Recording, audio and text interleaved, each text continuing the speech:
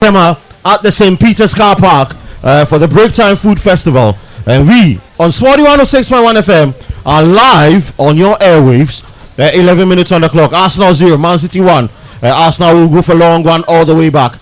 And David Raya would come out and concede a throw-in. And Manchester City have started this game with a lot of intent, Eustace. Obviously, a lot of intent. Pep Guardiola, after that international break, obviously trying to prove to everybody who ruled him out of the equation that he's very much still in the running. And we know what a big advantage a victory at 3 points gives to Manchester City. They move up the table by 7 points if they are able to hold on to this lead at the Emirates. You do, however, feel that Arsenal will have something to say about this. Arsenal currently lie fourth with 9 points prior to this game. Manchester City also on 9 points as things stand, fourth and fifth. It's early in the season, and you will feel that however things pan out will depend largely on what happens this afternoon. So Savio was speaking about the importance of Donnarumma to this Man City team. I was saying that when Trafford came in, we know that at Burnley he was a super goalkeeper, but when you move up the levels to a team like Man City, then even you as a goalkeeper, your style changes, your intensity changes, and once a goalkeeper with the winning mentality like Donnarumma comes with all his height and ability to make even breathtaking save. I said it from the start that the day City signed Donnarumma, they will become title contenders, just like Arsenal and Liverpool. Maybe it used to be a 2-horse race. Now I think it's a 3-horse race. Absolutely, the Arsenal fans think it's a 3-horse race. And but then staying with you, Savio. I mean, your coach Mikel Arteta's major concentration this season is to win silverware. I mean, it's early days yet, but if he doesn't walk away with any silverware this season, should he continue at the job? Well, I think others, a lot of Arsenal fans and even non-Arsenal fans are of the opinion that if Arteta doesn't win any trophy this year, then he should be fired. I don't share the same opinion. I think that he's still building. Liverpool and Man City are also building and trying to win trophies. So we have to keep pushing until he wins the ultimate. That's the bottom line for me. And in any case, if Arteta goes, who comes? That's the major question. Who comes in? Maybe Pep Guardiola. Pep wouldn't leave City for Arsenal. As a matter of fact, I think he has hinted that when he leaves City, he's going on a sabbatical like he did in Barcelona. So for me, Arteta should continue on doing what he's doing. Just that I think that there are some times that he's really stubborn, like Amorim, I should say. And when you expected to do some changes, you don't see Arteta doing it. For example, I thought Zubimendi, Merino, Rice, the three of them shouldn't be in midfield today. I think Eze probably should have been playing the Odegaard role to bring more creativity. But here we have 3 flat midfielders playing. It won't get us goals. These are some of the petty mistakes Arteta does that can bring troubles. But for me, at the end of the season, if he doesn't bring the trophy, Arteta should still move on. Absolutely. Arsenal fans think if the trophy is not delivered, Arteta should be asked. Earlier on, Bournemouth drew 0-0 with Newcastle, and Sunderland, what a season they are having, drew 1-1 with Aston Villa, who themselves are having a very torrid season, Eustace. Well, Sunderland, their story has been very impressive, and definitely, I won't be surprised over there because you saw the signings, you saw the transfer window they had, and you knew definitely that they were going to have a swell time in the Premier League, bringing in the likes of players with leadership, Granit Xhaka. You expected that they will have some fights in them, and today they went down early on in the second half. Aston Villa taking that crucial lead against them, but you saw the fight back, you saw the spirit, you saw the Stadium of Lights rallying behind them. And what a game they had. I think this is very, very paramount to what they will do this particular season.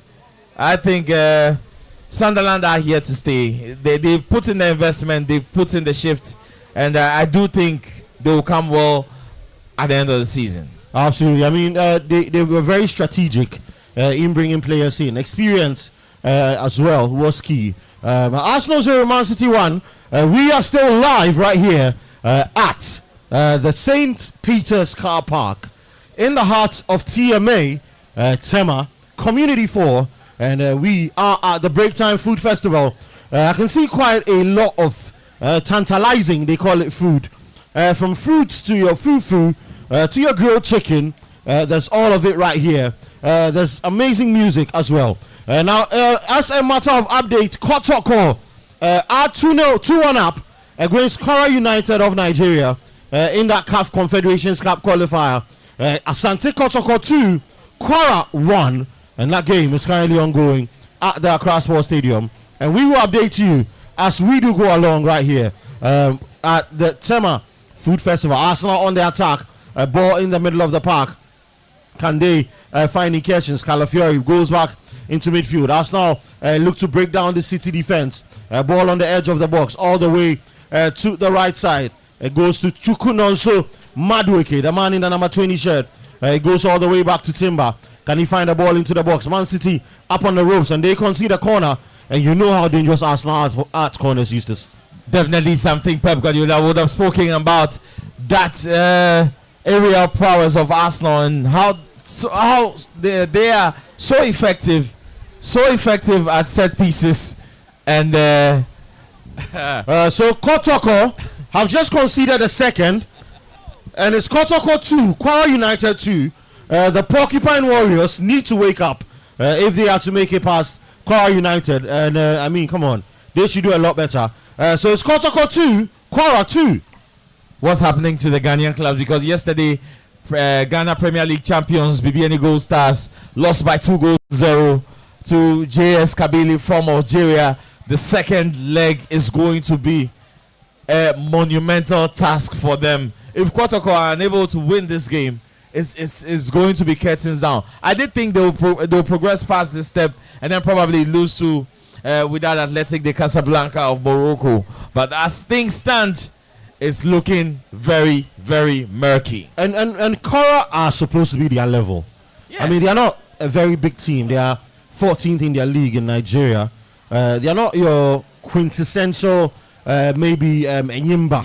Yeah. Or perhaps I mean, quite a few of those Nigerian teams, Remo Stars, so they are not your quintessential traditional Nigerian team. Kotoko should be breezing past them, Eustace. Because 2 first half goals and they've been pegged back each time. So as things stand, it's half time and it's 2-2, and that is not so good a result if you ask me, because of what is to come. Maybe because we are probably overrating our football here at this level, because every time we go to Africa, we have found wanting. So at halftime, I wonder what will be going through the minds of those Kotoko players. They'll have to find an antidote to this. Yeah, Savio wanted to make a point as well in that regard. So I was saying, just like how you were saying, I was saying that our local football is going down the hill, and it's very bad. It's unfortunate for us. Yesterday, I was doing analysis on the Kotoko Kwara team match, I should say, and I realized that the Kwara team are not something special. I looked at their team, I looked at their coach Sani Tunde, and I realized that they were 4 teams. They had scored 1 goal the whole season, 3 matches, and this Kotoko should be able to breeze through easily. I'm surprised at this score line, but not too surprised too, because sometimes in the local league we tend to say we are doing well, but when you go internationally, then it breaks down. Kotoko has lost to BYC. Kotoko has lost to Kwara. This might not be news. Our local football is going down. And it's terrible because we saw our teams losing to teams like Kadiogo. I mean, etc. And Eustace, you know, when I said this, and a lot of people berated me for it, right? When we're celebrating that television deal, that, listen, our league is going to be on TV, they're going to get money. I'm like, listen, you need to embellish the product before you put it out there. A lot of investment should go into grassroots football, should go into the scientific aspect of our football, developing our players. And the fixation on the aesthetics is way too much. And the quality, I mean, I've seen a couple of Ghana Premier League games this season, and the quality has been appalling. Absolutely. But then again, let's hope that Kumasi Asante Kotoko would find a way to find a way past Kwara United from Nigeria. It's still Arsenal 0, Man City 1, 20 minutes on the clock, but Arsenal have not shown intent so far. Gyökeres has been missing. Is it the supply? Gyökeres has been actually missing. So just when we spoke about him, he will latch on to one, but then Diaz will mop it up. Yes, Savio. So I was saying that Gyökeres has been missing in most of our games anyway. I think he's still trying to find his rhythm in the Premier League. I don't know what to say much. I think that if Saka returns, maybe he will be able to pair with him well. He hasn't been able to pair with our wingers very well, and they should be playing to his strength. I think that Gyökeres has his strength in playing the ball for him to head home, and I'm hoping that he'll come good one of these days. But what do you make of Noni Madueke? Ever since he joined Arsenal, is he the next big thing, or perhaps he remain a backup to Saka if Saka comes back? I think that I was one of the people who was strictly against Noni Madueke coming on the backdrop of his performances at Chelsea. But I mean, with Saka out and in the last game, Noni was fantastic, and I am as a winger, as a young winger with speed and with energy, it's expected that he does all these things. I think that Saka will take his position when he comes. But then Noni coming to us now, he needs to build his own CV by learning how to score goals. The dribbling is good, the energy is good, the versatility is good. But then for you to be able to upstage Saka, not only in Arsenal, but the English national team too, you have to add goal scoring. That is what is missing. That is what I'm expecting Noni to improve on. Absolutely. I mean, that's one of the criticisms Chelsea fans would have leveled against him. Very good, but he tends to be like a Kamal Dean, who doesn't have any end product whatsoever. He would give you all the antics, give you all the speed, go past everybody, and decision making was absolutely terrible for Chukwunonso Madueke. 21 minutes or 22 minutes on the clock. Arsenal 0, Man City 1. Man City have been very conservative. But Eustace, do you think that is a game plan for Pep Guardiola because he's playing away at the Emirates? Well, I know Pep Guardiola doesn't seem to have the same team he had 2 or 3 seasons ago. Definitely in transition, vulnerable, so many weak spots all over the pitch. So you can see that he's trying to be as pragmatic as possible. When you look at this Man City team, you can sense that there is quality, but there's a bit to balance on both the offensive and defensive sides. They are attacking with caution. They know they have a lethal marksman in Erling Haaland. They know they have Jeremy Doku and Silva, who are deadly on the wings.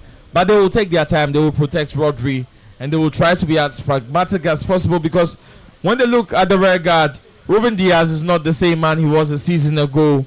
Jasko Vardiol hasn't had enough game time under his belt at centre back, so you'll see that there's a bit of frailty with the Man City team, and Pep knows that the fear factor about them is not there. Arsenal actually started this game as favourites. Man City seem to have taken the lead. They don't look exactly comfortable after 24 minutes. I think they will string those passes around, and until they're able to get the second goal, which is the insurance policy, Arsenal will always stand a chance of attacking and scoring at the Emirates. Absolutely. Arsenal not out of this yet. Not so soon. We know their prowess in attack. Gyökeres, despite the fact that Savio said he's gone missing in games, has a few goals to his name. The man in the iconic number 14, is he going to emulate that iconic number 14, Thierry Henry, with his numbers? Arsenal on the attack. Left side of the attack is Calafiori. Ball moves forward. Gyökeres. That looked like a bad touch, but it did go to Calafiori. A long one into the box, and that was deflected out for another corner.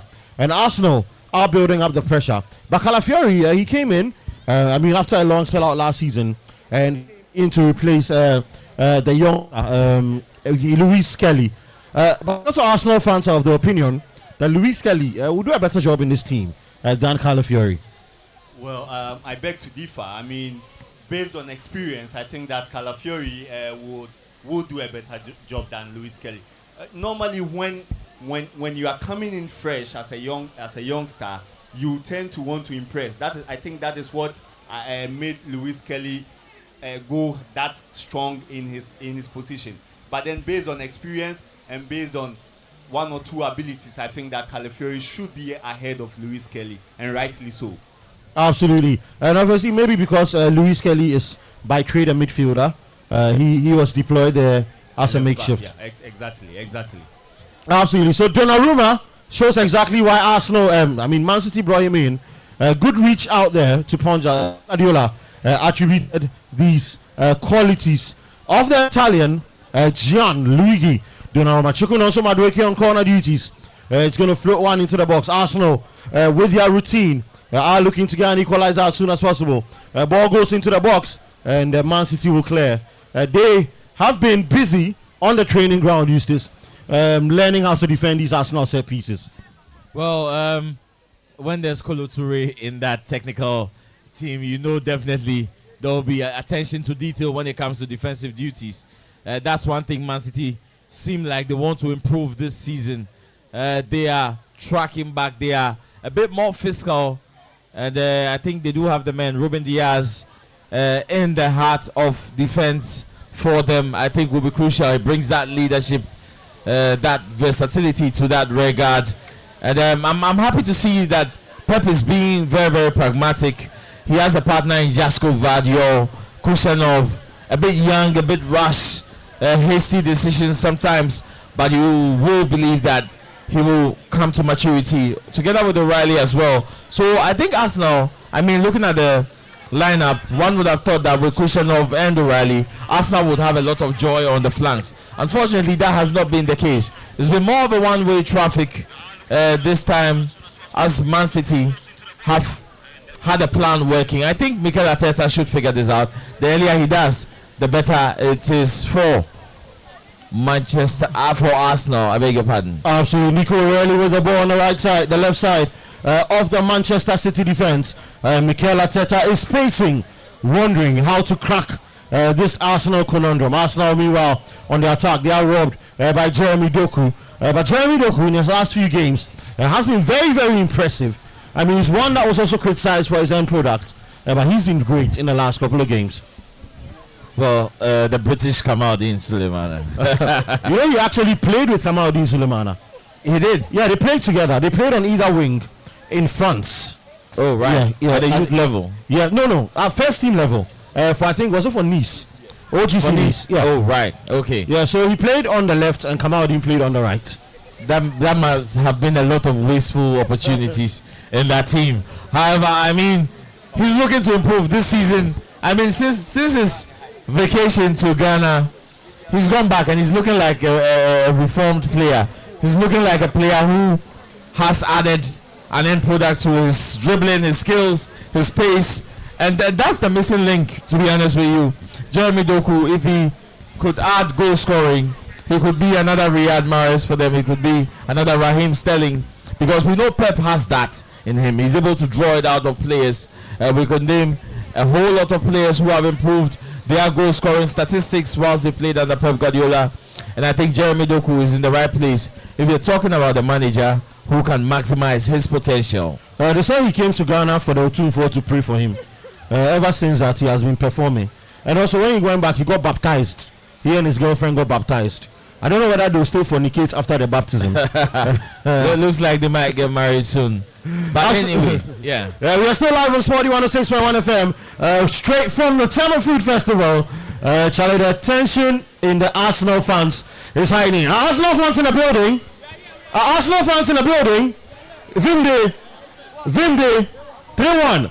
Hey, the Arsenal fans say 3-1, but we're here. The excitement is all here. It's going to be a party situation right after this. So if you're not here, make your way. Just open your Google Maps, and put in St. Peter's Car Park or St. Peter's or Community 4 and drop here and let's have a good time. There's a lot to eat, there's a lot to drink, but right about now we are enjoying some good football. 30 minutes on the clock.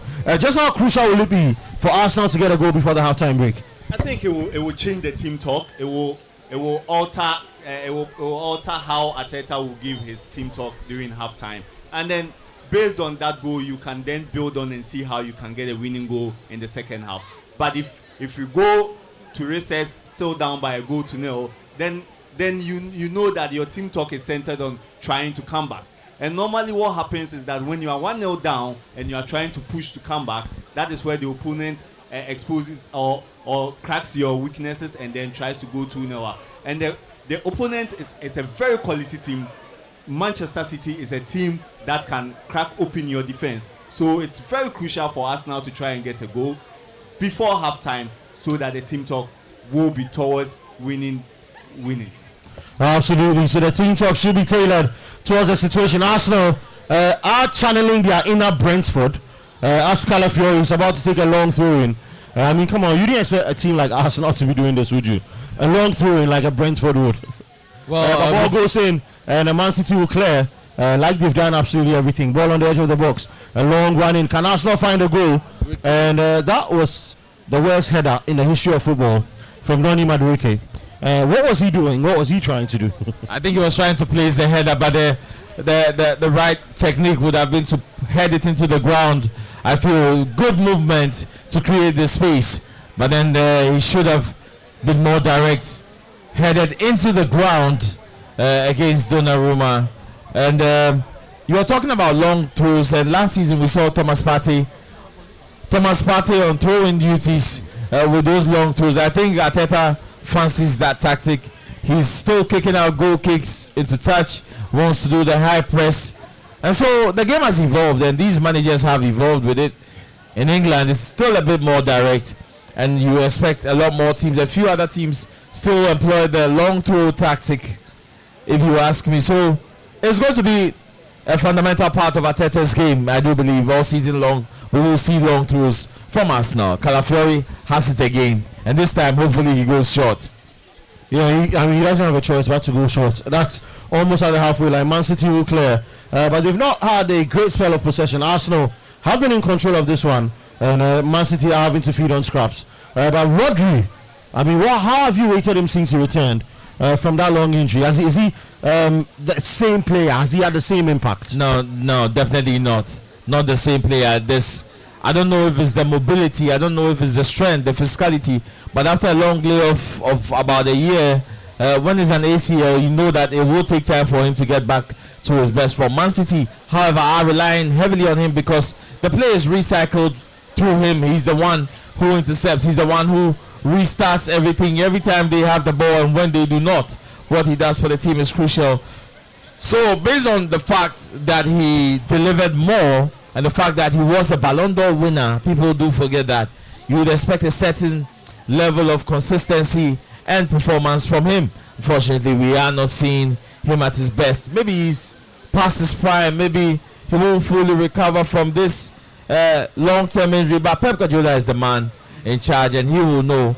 Because there are very, very few technically gifted players like Rodrigo in the heart of midfield, and you will need to actually do extensive scouting to find a possible replacement. Until then, I think they will have to be patient and see him grow back into that leadership role where everything evolves around Rodri. Absolutely. We are 34 minutes into this game. Arsenal on the attack, and they find that opening. Ball to the left. Goes all the way back. Martin Zubimendi goes back, and Arsenal are building very patiently. In other results, Bournemouth 0, Newcastle 0, Sunderland 1, Aston Villa 1. Bear in mind that Sunderland finished that game with 10 men. It is currently Manchester City 1, Arsenal 0. In France, Strasbourg managed to beat Paris FC by 3-2. What a season Strasbourg are having, despite their ultras up against what the Blue Co is doing. But they're having a good season. Do you see that as a modus to criticize, or perhaps the team has benefited from this Blue Co injection? I think that they have benefited from the injection anyway. But anyway, sometimes you have the money, sometimes you have the link, but you also need to perform.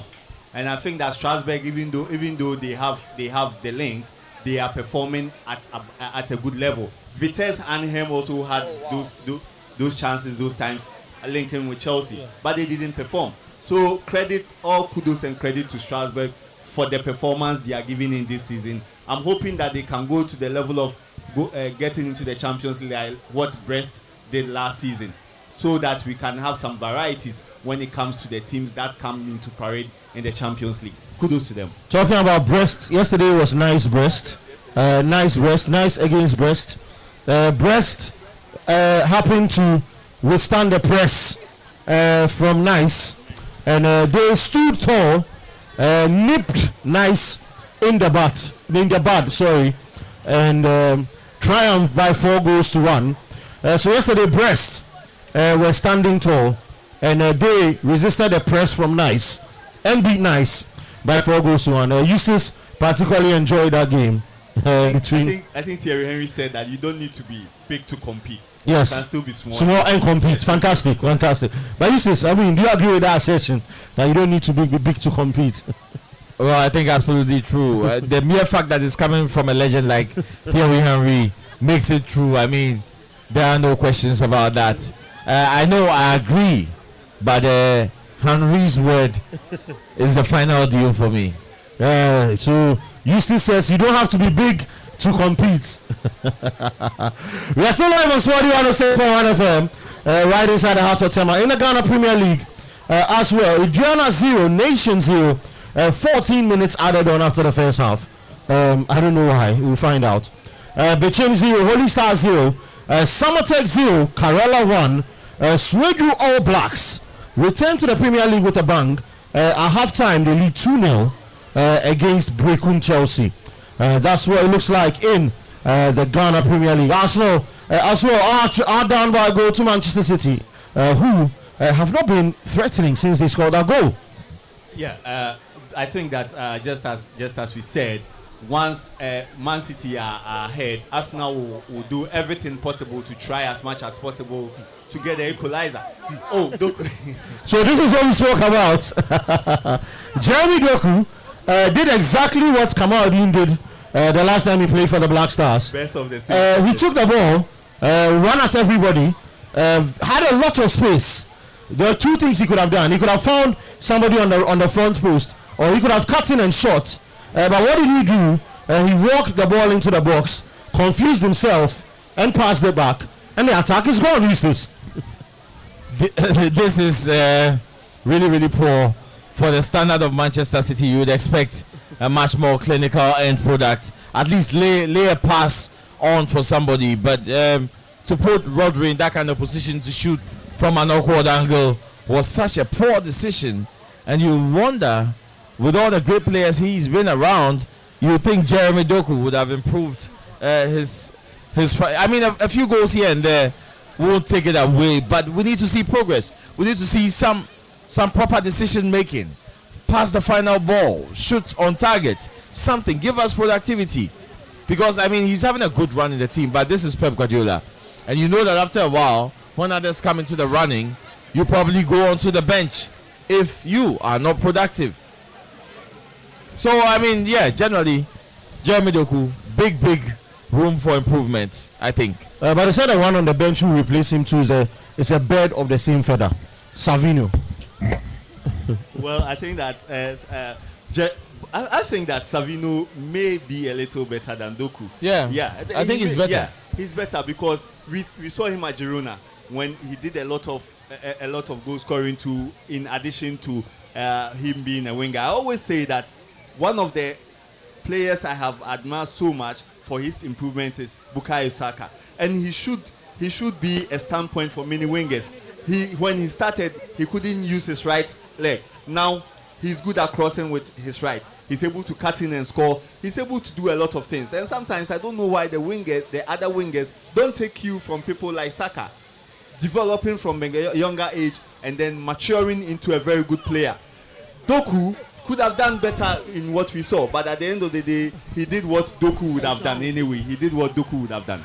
Absolutely. Arsenal with a chance. Noni Madueke on the edge of the box. After a cross came in, Man City cleared. They fell to Noni Madueke, who should have done a lot better. He sliced it over the post. Mikel Arteta is wondering, is this what £60 million is worth? But Arsenal fans. But I mean, he's a good player. I watched him a lot at Chelsea, and when he came in, his long besting runs, his agility, his versatility, the fact that he can play on the left and on the right, are good attributes. But like you said, I think he should learn from some of the best in the world how to put the ball at the back of the net. If he does, trust me, Noni Madueke will be a fantastic player. It's as simple as that. I mean, I've even watched him when he was quite young at PSV Eindhoven. And it's the same thing. I mean, when you are young, you have the speed. And then you have the trickery. You have the dribbling abilities. So when you are growing old, as Madueke, around 23, 24, you should be able to add a lot of attributes to your wing play, including scoring, including ability to give the incisive passes. And if you are not able to do that and you are just limited to dribbling and then trickery, then your wingery comes into question. People begin to question how good you are, how good you are to play teams like Arsenal, Chelsea. And if he's not able to perform in Arsenal, Noni Madueke will find himself going downhill to a team that is not a Champions League team or a Premier League winning team. As a matter of fact, Kumasi Asante Kotoko, Okumapima Pembe, but the Porcupine Warriors have taken the lead against Kwara United. So that game currently stands at Kumasi Asante Kotoko 3, Kwara 2. I mean, they need to do a lot better if they want to go to Nigeria and get a result, don't they? So the Kotoko fans are excited. You say Okumapima Pembe, Okumapima, the fabulous boys. Absolutely, the Kumasi Asante Kotoko fans are excited right here, and the Porcupine Warriors have taken the lead against Kwara. It's Kotoko 3, Kwara 2. Eustace. Well, big result. That is, you need to think that they will need a few more goals to solidify themselves before going to Nigeria. 3-2 might just not be enough.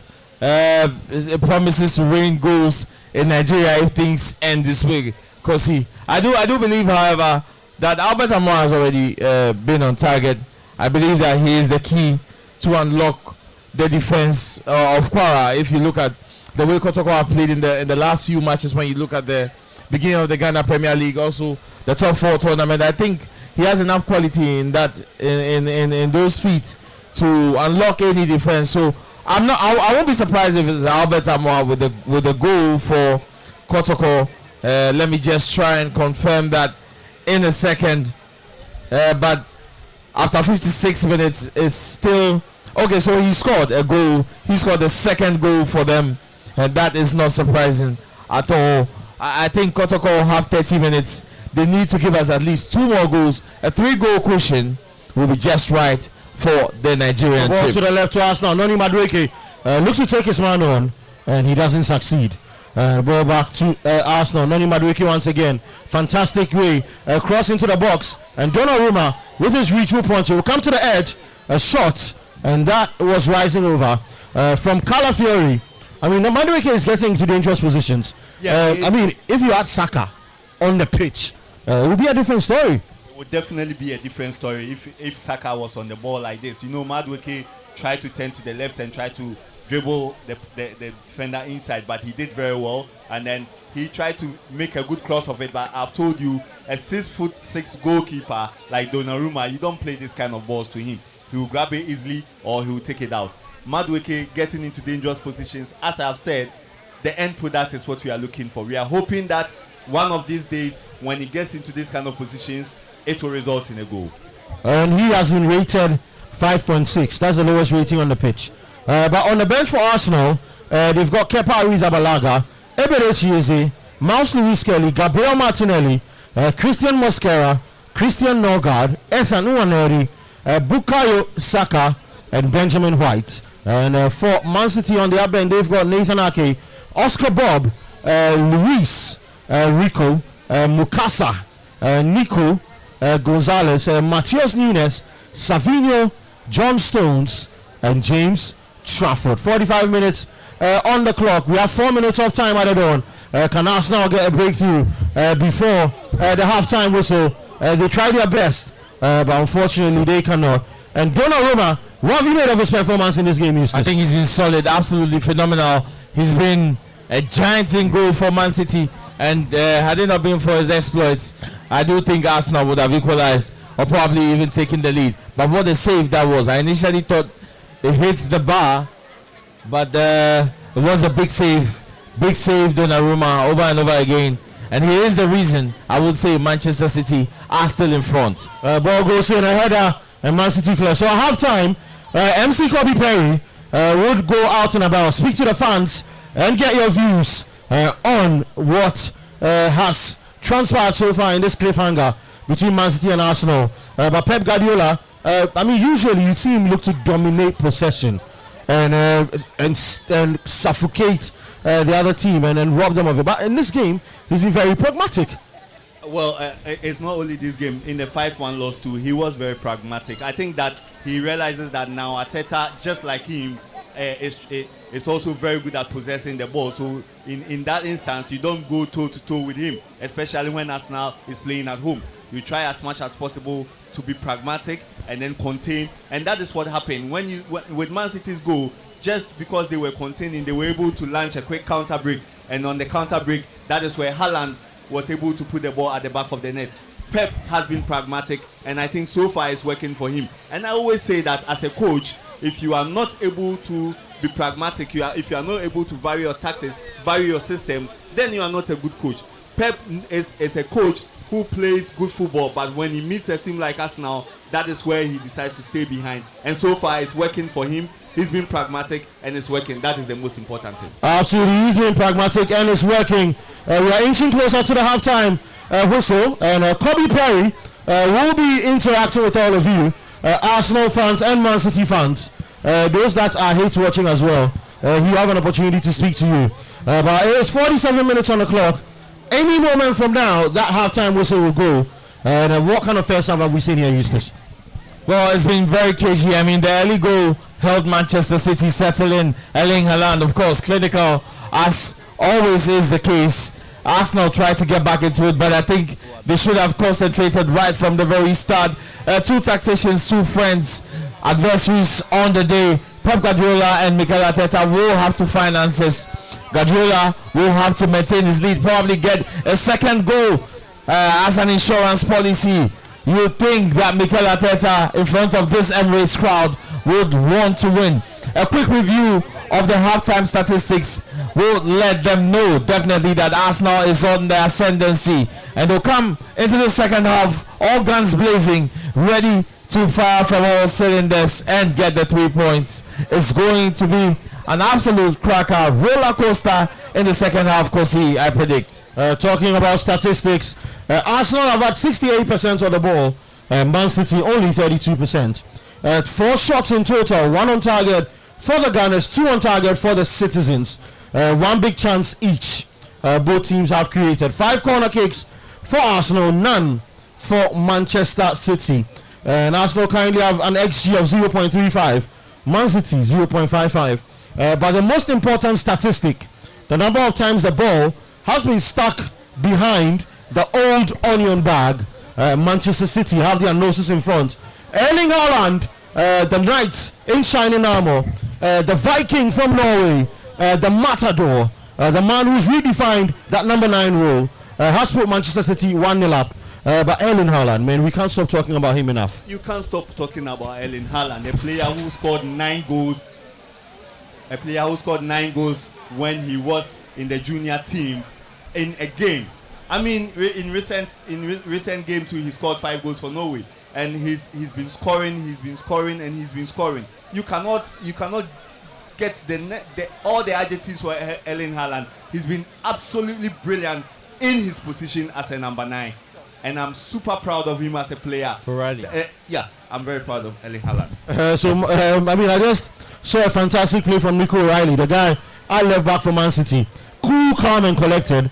He nicked the ball off Noni Madueke, and he waved him bye-bye, completely dummied him, and a cool one forward. And Man City do have a throw-in. It is 50 minutes on the clock, and a bit of time added on for some stoppages. Nico O'Reilly at left back. He looks to launch a long one forward. Looks for Erling Haaland, but a throw into a throw.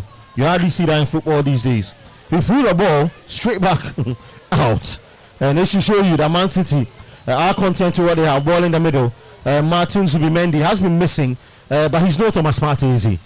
Definitely not Thomas Partey. Effective in his own way, but the physicality Thomas Partey brought to that Arsenal midfield and the comfort he gave Declan Rice to surge forward.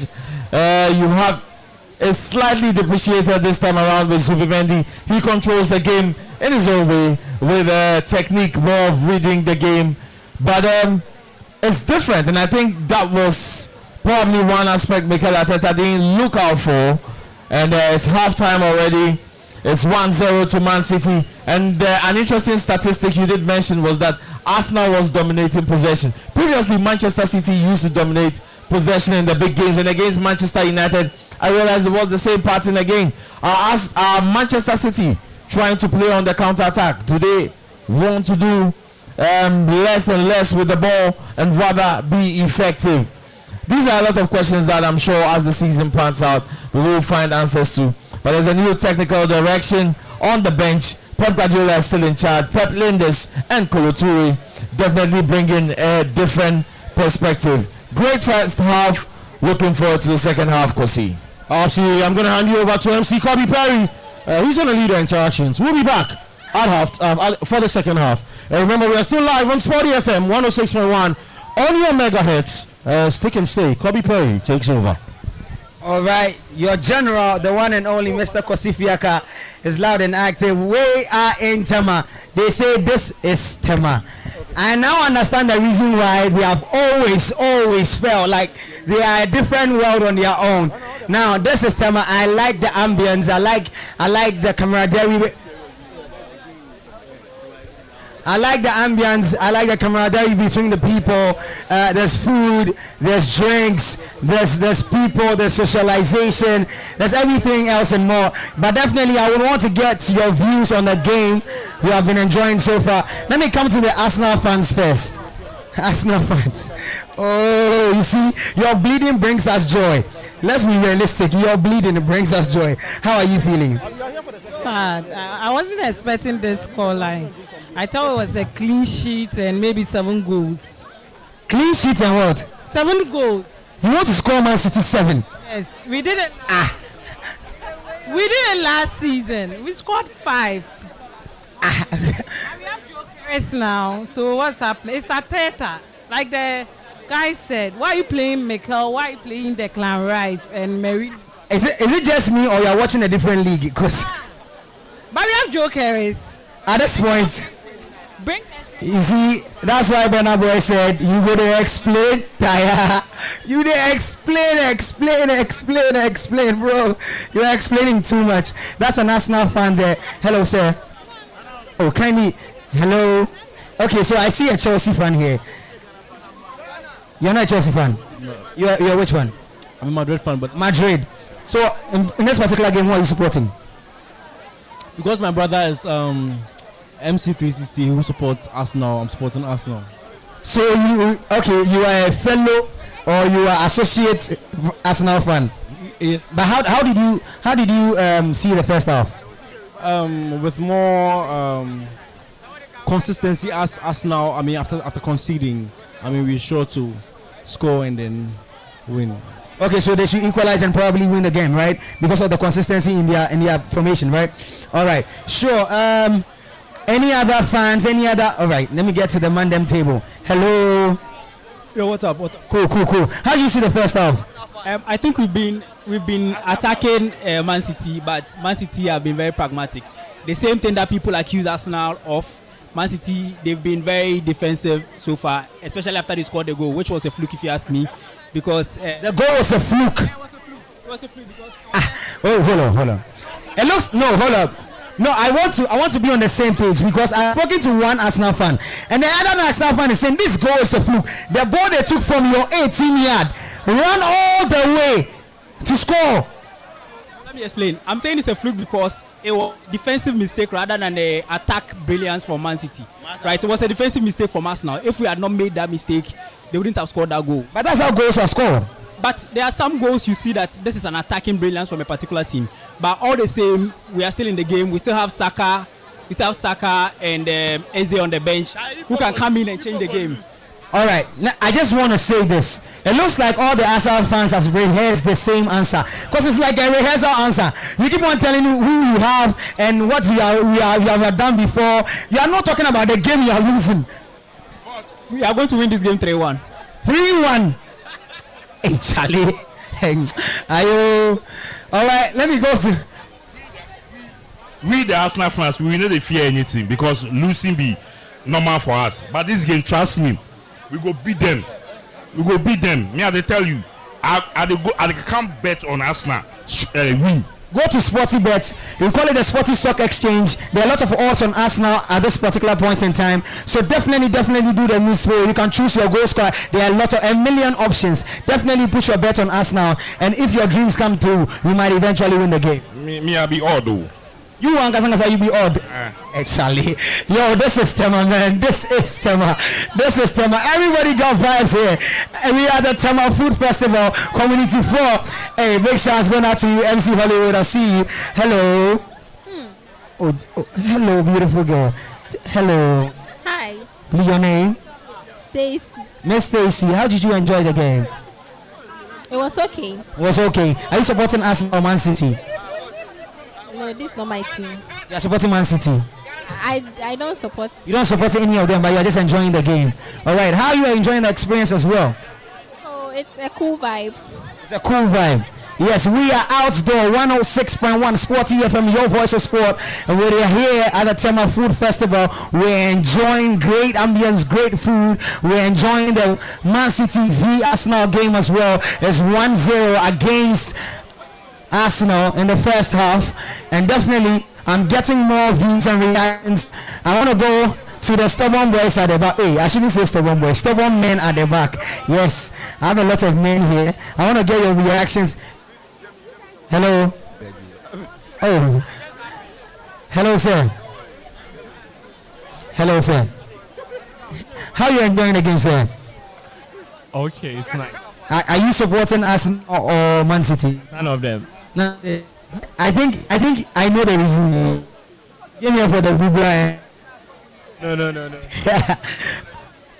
You came here for the Guinness. Come on, hey, boys, you know what? I the vibe. Boys are here, the guys are here. It's a vibe. We are in Tema. This is the reason why they say this is Tema. They are all on their own. The ambience is great. Trust me. We have kids. It's like a kids' day out. The whole family. Sunday, we're outside. We are the Sporty FM 106.1. I'm still taking reactions from those who enjoyed the first half. Arsenal v Man City. Hello, sir. Yeah. How do you see the first half? Oh, it was a good game. Who are you supporting, by the way? Arsenal. Arsenal. That's why you're in low voice, right? Sure. But what do you think Arteta should improve in the second half to be able to win this particular game? I think you just have to play more counter games. More counter attacks. Sure. But it looks like Man City is rather on a counter. They are allowing you to play the game because mostly we know Man City for their possessive nature. But on this tangent, on this particular season, the games I've watched so far, they hand over possession to the other team and then they act on the counter. And definitely because they have a very lethal, prolific striker like Erling Haaland, they score the goals. So I wanna know if there's a particular change you think Arteta should do in the second half. Give more chances to Madueke so that he'll be taking the. All right. He says he should give more chances to Madueke so that he will get the opportunity to score. I want to ask you a question. It's on a side note. I heard a Nigerian accent. Are you Nigerian? No, I'm not a Nigerian. You're fully Ghanaian. You stayed in Nigeria before? No. Wow. You really know how to represent the accent so well. Let me speak to my fellow Ghana man. Hello, sir. Hello, sir. Oh, don't avoid me, please. Hello, sir. Yes, sir. How are you enjoying the game? Oh, good. It's good. Are you supporting Arsenal or Man City? Arsenal. And things are not going too well for you in the first half, right? Yeah, but it will be well. But how do you think that Arsenal can come back in this particular game? Oh, we are the best to come. The best will come, right? So we should just take our time. Since you're possessing, you will definitely win. All right. So the Arsenal fans are still in high hopes. They expect to win this particular game. All right. I'm still going around taking reactions from some Arsenal fans, from some Man City fans, and all watchers who are definitely just enjoying. Hello, sir. Yo. Hello, sir. Hello.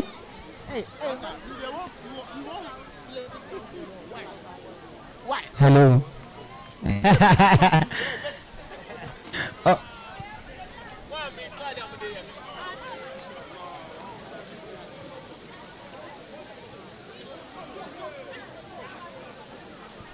All right, so news coming in. Ukuma, Pemba, Kumasi, Asante Kotoko. Kumasi, Asante Kotoko winning 4-2 or still in the game, but they are leading by 4-2 against Kwara United of Nigeria, I should say. Still taking reactions. Please, just let me know how you see the game so far, your reactions, your expectations. Hello, sir. Yeah, hello. Good evening, I should say. Yeah, good evening. Your name, please. I'm Titi. I like your shirt, by the way. All right, thank you very much. All right, how did you see the first half? Well, it's been a very good first half. Well, Haaland scoring the goal at the very early moment of the game, but then I think Arsenal is going to do a very good job coming back in the second half. You know? So I'm vying for Arsenal for the second half. You are vying for Arsenal because you're an Arsenal fan or because you're an investor? Please let us know where you are. Because I'm an investor. Of course. Hey, all the investors in the house, let me see your hand in the air. Hey, only show your investor. All my investors. Yes, the Sporty Stock Exchange is open. Please kindly go there and do some business with Sporty Bet. Make sure you can put on some odds and make some money from watching the game as well. Hello, sir. Hi. What is your experience in the first game? First half, I should say. I didn't watch the game, so I have nothing to say. But who are you supporting anyways? I'm a United fan, so whatever happens in this game, you don't really... Yeah. But how did you see the game yesterday? Just a quick one. It was a cool chop for United. Cool chop? Yeah. Because of the red card or what? No. For United against Chelsea... It's a different ball game, man. We've not lost against Chelsea. At 12 for 12. All right. Okay, so the Chelsea fan is saying it's a lie. We'll eventually get there. Hello, sir. Hello. So I see a Man City fan here. He's copying a Man City shirt. How do you see the first half? Leading by 1-0. Oh, the first half was okay, and I think the goal gave us a comfortable lead in the first half. Yeah. A comfortable lead given by Erling Haaland in the first half. Do you think that Erling Haaland will be able to cop the Golden Boot this season as well? Oh, why not? Why not? Right. What are your views on Tijani Reinders? Clearly, people say he's been able to fit the shoes of Kevin De Bruyne. Do you think so, as a Man City fan as well? Oh, for now, I think he's trying his best to meet up to that. Yeah. So you are okay with his performance so far? Oh, for now, I'm okay. All right. Thank you very much, sir. All right. So definitely getting to the World Club champions. They will never go anywhere, even if they lose without their jersey with the gold badge. I'm a Chelsea fan here. I heard you giving rebuttals when I was speaking to the Manchester United fan. What do you have to say about yesterday's game? Well, yesterday we had a penalty, but I didn't. Which penalty? Yeah, we had a penalty yesterday. See, it's like I'm in a new place. Is it that you watch the same game with me, or which other penalty? Which one? Oh, the one I did 18 was inside. Which player was involved? Oh, Joao Pedro. You called that? Yo, man. So that's all you have to say? No. So how did you lose yesterday? Oh, unfortunately, it's because of the rain. Yeah, because of the rain. You will not even say Enzo Maresca's changes or something like that. No. The rain is also part. The rain. Okay, so you are trying to say Manchester United has a bad pitch. Yes, yeah. Oh, okay, but they won. Yeah, they won. Charlie, you would explain tire. No evidence. All right, I'm seeing one of our loyal fans, one of the Sporty FM loyal fans that I know. Hello, sir. What's your name? Eric, you are copying an Arsenal jersey. What did you say? The Gunners, North London forever. The Gunners for life, eh? All right, so definitely, how did you see this particular first half? Very bad from the Arsenal point of view. Madueke was shambolic, like no good at all. And Atete's starting lineup was bad, really bad. I don't know that he underrated Man City or what. Starting Madueke and Merino was not ideal. So yeah, that's what I take I was. All right, so I want to understand what is going on. I really do want to understand, because it looks like there's a lot of excuses going up and down with regards to the Arsenal team. Is it that you, just because you lost the first half, you are blaming Arteta? Because this team has been repeated for quite a while, and you've been winning. It has not been repeated. This is the first time he started. So who's supposed to be in this particular lineup, and the person is not in the lineup, apart from Trossard? Eze was supposed to be starting, and Saka said he was fit, so he should have started. I've seen him walk onto the pitch, so probably he's able to join in the second half. He's still keeping Madueke. I don't know what he's keeping Madueke in the game for. New boy, new glory. The guy shines. Oh Charlie. So they are claiming Madueke Nonzi is not good enough for Arsenal. I want to talk to, by popular request, I'm supposed to talk to you, sir. Good evening. Yeah, evening. Your name, please. I'm Kojo. Mr. Kojo, how did you see the first half? I didn't see much, but from the little I saw, it was a cagey encounter. I like the way City is playing. City are adjusting themselves. They are allowing Arsenal to play, but they are dictating the pace. I see Arsenal has added firepower in the person of Saka. Yes. But I see it being 2-0. 2-1 or 2-0 against Arsenal. Against Arsenal. Yeah. Wow, you really should be a Chelsea or Manchester United fan, right? I'm an AC Milan fan. You're an AC Milan fan. Yo, one of the OGs. One of the OGs, AC Milan fan. One loyal fan. Hello, sir. I'm a. Hey, Charlie. Now people are rejecting their teams all of a sudden. Hello, sir. Hi. How do you see the first half? I was expecting a goalless draw for the first half. You were playing against Man City and you were expecting a goalless draw in the first half. Why? What that good. We've beaten them in the last 2 seasons, right? They've never been able to beat us, all right? So at least for the first half, goalless, it makes sense. Then in the second half, see all the other action, but we'll still beat them, trust me. All right, I'll trust you. You'll still beat them. That's coming from the Arsenal fans. We don't have too many Man City fans here, but the game is back, and definitely I would like to hand over to my general and to the man they call Nami. People pay to see him. Eustace Niakwe, definitely. And the panel is ready. This is still Sporty FM, your voice of sport 106.1, and this is the Tema Food Festival. This is Tema, and this is Sporty. Absolutely. Thank you very much, MC Kobe Perry. Kobe Perry will be back at full time with all the vibes. Kobe Perry is a party catalyst. He knows how to set the mood alight. So a big thank you. Half time was 15 minutes. And the second half is back. Arsenal 0, Manchester City 1. Julian Timber has just been booked. In speaking to the fans, a lot of them can't wait for Saka to come on. Exactly, because I mean, if your star player is if your star player is back from injury and then the team is not performing, then you expect him to come on if he's fit, and rightly so. Has put him on, and we are expecting that, of course, the star boy does something new. I think that as time goes on, you clearly understand why we say Saka is a better option than Madueke or other wingers. You see it for yourself. So Arsenal have effected 2 changes. It means Arteta means business.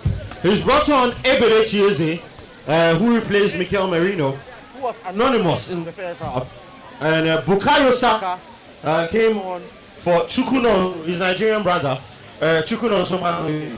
And Man City have also made a change. Matheus Nunes has come on for Kusanov. Is that in direct reply to what Arsenal have done, Eustace? Well, I think so. On the balance of play, you would expect tactically both managers to tweak something about the team. Now, Kusanov has looked a bit suspect in the first half, to be honest. He didn't look too reliable. I don't know if there's an injury scare in there. But Matheus Nunes, a very like-for-like replacement. I don't think tactically that switches a lot of things around for Manchester City. However, Arsenal clearly with the game plan. Bukayo Saka not 100% fit. Has come in for Noni Madueke, as you would expect. there were rumors he was going to start the game anyways. But you can tell that Mikel Arteta is going full throttle. He wants to win this one, and that is why he's run 2 substitutions at halftime. I expect us to see a difference probably in the first 15 minutes of the second half, Kosi. Absolutely. 4-1 Man City lineup. Apart from that Matthias Nunes change, there hasn't been any change for their citizens. Arsenal will look to come into this particular one. But with the introduction of Eberechi Eze, for example, what does that mean? Is he going to play deep where Merino played? Or perhaps Odegaard will drop into that hole? Or it will be a double number 10? I think Odegaard is not playing, forgive me. So I think that at the start I told you that if it's unfortunate that he played 3 flat midfielders in Rice, Zubimendi and Merino. I was expecting Eze, and now I'm expecting Eze to play the Odegaard role and try and be more creative going forward, so that we can have somebody. So that we can have somebody we will get somebody who can pair very well with Jokeris to get us a goal. If you want to go forward, you cannot keep 3 flat-footed midfielders. There has to be one who has to be creative, and Eberechi Eze has been the person we needed. He's here with Saka. It is our hope that once they are both in, creativity will be at the 20 to 18 yards of the City half, and then a goal will come. Absolutely. So we'll be looking forward to that happening. It's still Arsenal 0, Man City 1. But in the CAF Confederations Cup qualifier uses in Kotoko and Kwara, do we have any updates from there? Well, 85 minutes played in that one. Kotoko have managed to score 2 goals in the second half. Scoreline is now at 4 goals to 2. Albert Amoa with a brace, a penalty in the second half on the 73rd minute. Slotted it wonderfully to cushion Asante Kotoko to a 2-goal lead. And you do feel that they probably need one more in the last 5 minutes of regulation time before they go to Nigeria. Kwara with 2 away goals, crucial in the first half, but they haven't come out in this second half. And as things stand, Kotoko with a buffer of 2 goals. Absolutely. And Eze almost equalized for Man City. But for the heroics of Gianluigi Donnarumma, if Trafford was in this post, I mean, that would have beaten him.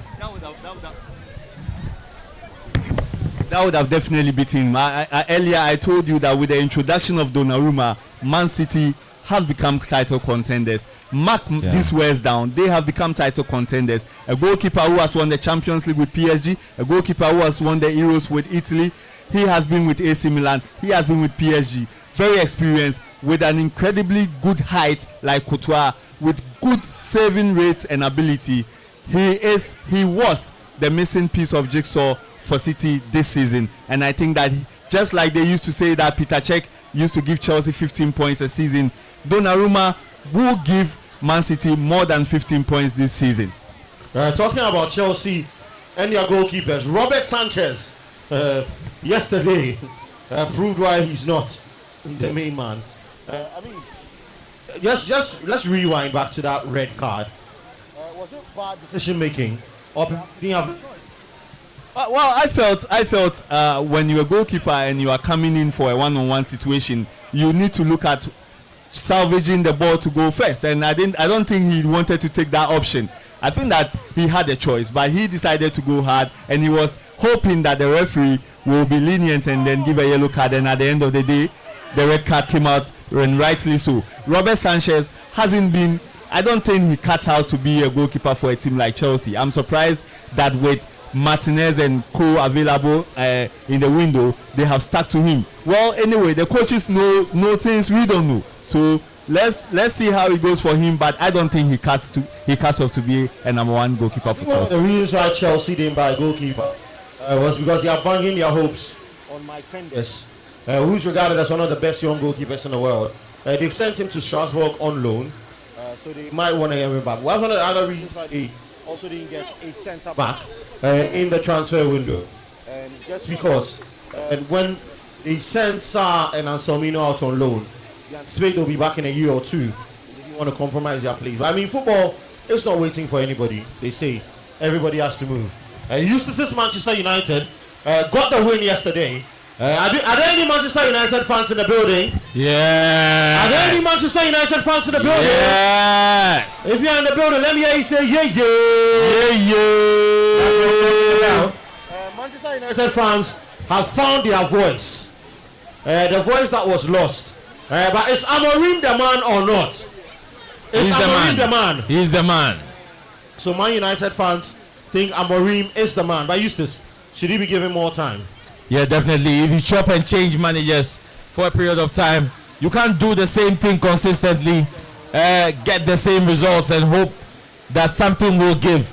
You have to do things differently. They have to trust the manager, give him time. More importantly, Liverpool have been there. Like I said earlier on this platform, they were changing managers, different men going in, coming out, everybody requesting his own personnel, his own set of tactics. But then they gave Joe a chance, 4 seasons, and he delivered a trophy.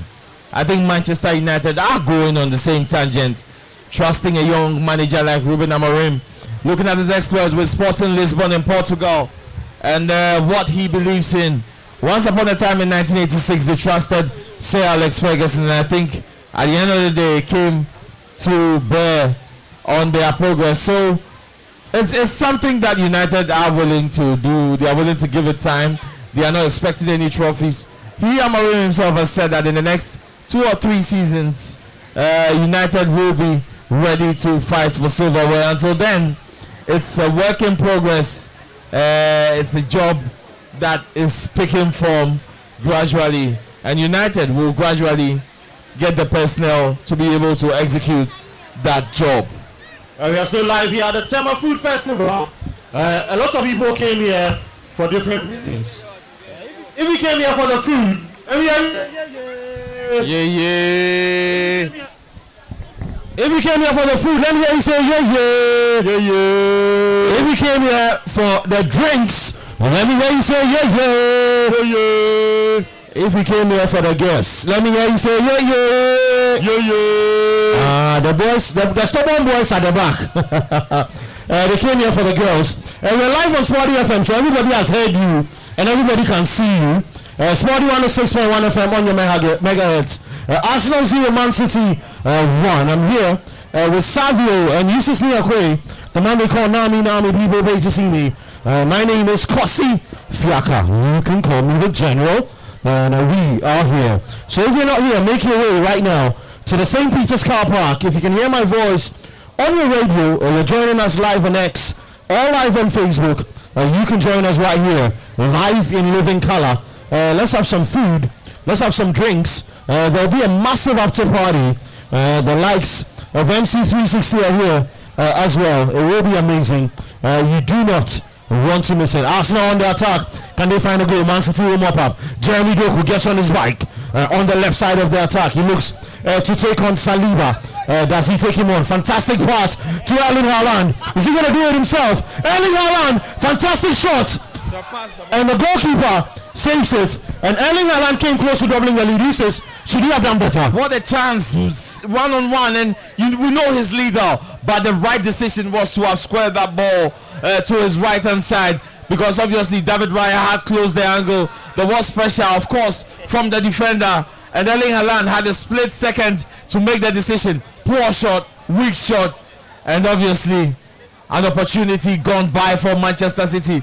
They may just live to rule that particular challenge. 66 minutes on the clock, and Manchester City do have the corner. Erling Haaland, fantastic shot, but we'll see. But people like Pep Guardiola have said, listen, Erling Haaland is not the finished product. I don't know what he means by that, but he bemoans his technical ability outside the box. He is a poacher, a marksman. Does this lay testament to a lack of technical ability outside the box?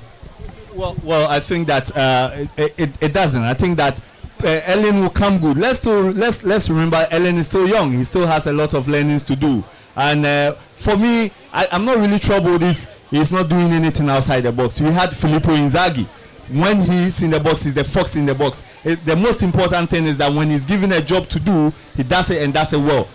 The question is, what does Erling Haaland do when he's in the box? He scores goals. That's very important. Sometimes you expect that he does a lot of things outside the box and he's not able to do it. But then that's not the factor. The main factor is that when he gets the chance to score, does he score? Yes, he does. It's very important. But then I think where I'll disagree with Savio is that you look at a player who plays in the same role like Harry Kane, and when things are not being cooked for you on the plate, for you to put in the back of the net, you have to improvise. You have to get out of the box. Technically, you have to beat a man or two. You have to work for the ball. Erling Haaland gives you nothing in those situations. Absolutely nothing. He needs to be spoon-fed. He needs to be baby sat every time, and he will get you the goals. I mean, there's no question about that. But you look at the likes of brilliant strikers we've seen: Ronaldo Nazario, Luis Suarez, Harry Kane. And you look at Erling Haaland and you can understand. But there's also Ruud van Nistelrooy. There's also Inzaghi, like he said. These are foxes in the box. Yes, but they are still technically better than Erling Haaland. I've seen Ruud van Nistelrooy score goals that require technical ability. I've seen Filippo Inzaghi able to do complete a dribble past a man. But I'm telling you, Erling Haaland needs to feed on his pace, get on his bike, get to the ball, place the ball, power placement. Yes, he'll give you that. But what does he do when those through passes are not coming? What does he do when he has to drop to a number 10 at 9.5? Harry Kane, I saw him in the Champions League against Chelsea, dropping to the midfield, making things happen. We've seen without the spine of this Man City team, without Rodri, without Kevin De Bruyne, and Erling Haaland is a passenger. I don't think anybody will disagree with that. And Pep, I think, feels that technically Haaland can improve. So Arsenal coming close to a goal, but Man City will clear all the way back to David Raya. He launches a long one forward, looking for the run of Gyökeres. Gyökeres brings it down. Not very good hold up play. Man City will mop up at the back. Ball goes all the way to the right. And now Man City are hoofing the ball forward. We don't see that often. I think that Man City are living dangerously now, and then if care is not taken, Arsenal will find the equalizer. I think that they are being over pragmatic in this instance. They are protecting a 1-goal lead. I think that Man City if they want to do something, they should come out. They feel like with the availability of Saka, they need to cover more grounds in their defense, and maybe with a team like Arsenal, it will go against them. I think that the chance will come and Arsenal will get a goal. Eustace Niakwe has an update for us from the Accra Sports Stadium. Eustace Niakwe, what is happening in that Kotoko versus Kwara game? Well, unfortunately for Kotoko, they have conceded a third goal in the 85th minute. The game has ended. Kotoko has won by 4-3, but owing to the fact that this is a knockout tie, Kotoko have to go for the return fixture in Nigeria. It complicates issues. Yesterday, Viviani Gold Stars lost 0-2 to JS Kabili from Algeria. Today, Kotoko have won 4-3, and we are not impressed because we know how difficult it is to play an away fixture in Africa. They will have to return and probably hold on for a draw. But this is a Kwara United team that have been very poor all season long. They played 7 games, scored just 1 goal, and are able to put 3 goals past Kotoko. What exactly is the complexion of the situation? We will look into this obviously tomorrow on the Sporty Breakfast with Nathan Kwao and Raymond Yamado, and of course Kelvin Owusu-Ansah will be there.